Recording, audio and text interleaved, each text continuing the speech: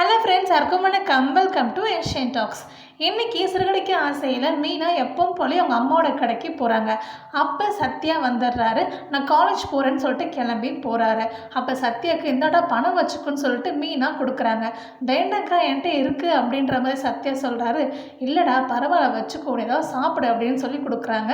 சத்யாவும் வாங்கிட்டு கிளம்புறாங்க. அப்போ மீனோட அம்மா வந்து சத்யா பற்றி பெருமையாக சொல்கிறாங்க. இப்போல்லாம் நேரத்துக்கு வீட்டுக்கு வந்துடுறான், புக்கு எடுத்து படிக்க ஆரம்பிக்கிறான் அப்படின்ற மாதிரிலாம் சொல்லவும் மீனாவுக்கு ரொம்ப சந்தோஷமாக ஆகுது.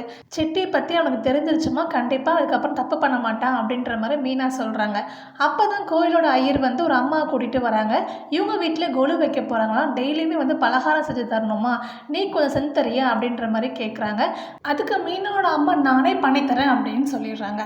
அப்போ அந்த அம்மா மீனா கிட்ட சொல்கிறாங்க, உங்கள் வீட்லேயும் கொலு வைமா, கண்டிப்பாக வீட்டில் நல்ல விஷயங்கள் நடக்கும், சீக்கிரமாக குழந்தையும் பிறக்கும் அப்படின்ற மாதிரி சொல்கிறாங்க. இதை கேட்டதும் மீனோட அம்மாவுக்கு உடனே மீனா வீட்டில் கொலு வைக்கணும்னு நினைக்கிறாங்க.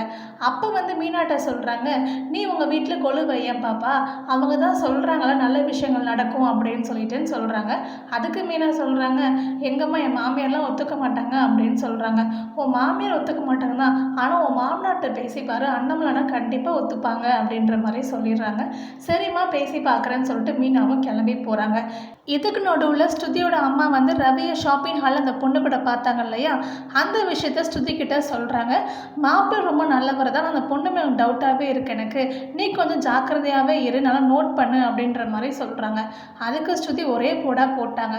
அம்மா ரவியை பற்றி எனக்கு நல்லாவே தெரியும், ரவி ஒரு வேலை விஷயமாக தான் போயிருக்காரு, அதுவும் என்கிட்ட சொல்லிட்டு தான் போனார், ஒன்றும் பிரச்சனை இல்லை, நீ எதுவும் யோசிக்காத, ரவி அப்படிப்பட்டவர் கிடையாது அப்படின்னு சொல்லிட்டு அவங்க கிளம்பிடுறாங்க.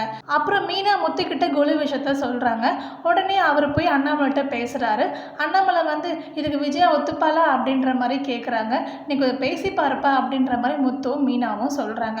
உடனே அண்ணாமலை கூப்பிட்டு விஜயா கிட்ட பேசுகிறாங்க. இதெல்லாம் நீங்கள் யார் சொல்லி செய்கிறீங்க, அவள் சொன்னாலா அப்படின்ற மாதிரி கேட்டுடுறாங்க. ஆமாம் மீனா தான் ஆசைப்படுறா அப்படின்ற மாதிரி சொல்லிடுறாங்க. உடனே விஜயா எப்பவும் போலயே மீனா சொல்கிறதுனால அதெல்லாம் பண்ணக்கூடாது அப்படின்ற மாதிரி பேசுகிறாங்க. விஜயாவை எப்படியாவது சம்மதிக்க வைக்கணும்னு சொல்லிட்டு அண்ணாமலை ஒரு பெரிய ஐசு தூக்கி விஜயா தலை மேலே வச்சிடுறாரு. விஜயா உன் வாய்ஸ் தான் பி சுசிலா மாதிரி இருக்குமே, நீ ரொம்ப அழகாக பாடுவ, நீ பாடி நிறையா டைம் நான் கேட்டிருக்கேன், கொலு அப்போல்லாம் பாட்டு பாடுவாங்களாம், நீ டெய்லியும் பாடலாம்ல, வீட்டுக்கும் நல்ல விஷயம் நடக்கும், அதான் 3 மருமக வந்துட்டாங்க, அவங்களாம் பார்த்துக்க போகிறாங்க அப்படின்ற மாதிரி சொல்லிடுறாரு. இதை கேட்டது விஜயாவுக்கு ரொம்ப சந்தோஷமாயிடுது.